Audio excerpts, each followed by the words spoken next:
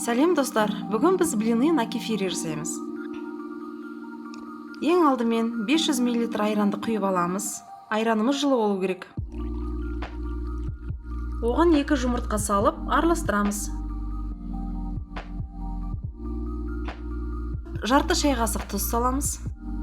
1 шай қасық сода саламыз. 1 ас қасық қант саламыз.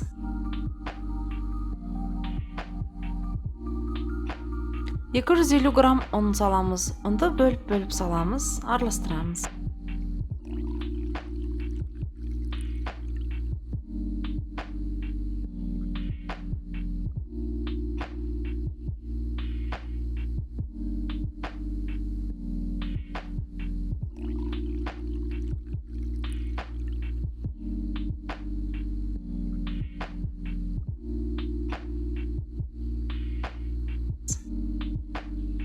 Жақсылап араластырамыз. Қамық болып қалмау керек. Енді осының үстіне ыстық сүт құямыз. 200 мл.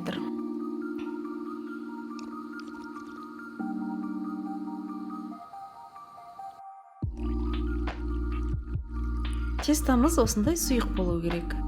2 ас қасық сұйық май құямыз. Сковородканы алдын ала қыздырып аламыз. Сковородканы маймен сылаймыз.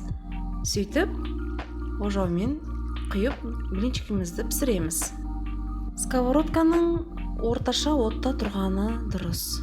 Қатты отқа қоятын болсақ, қатты қызарып кетеді. Сөйтіп өстіп блинчиктерімізді пісіріп аламыз.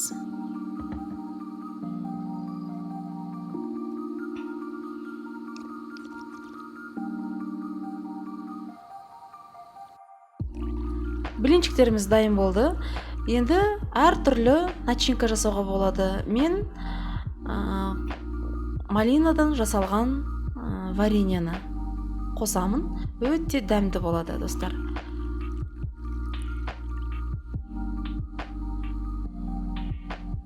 Осылай блинчик пісірсеңіздер болады.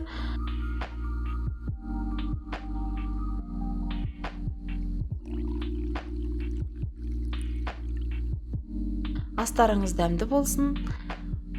Осы каналға лайк басып, жазылып қойыңыздар. Рахмет сіздерге.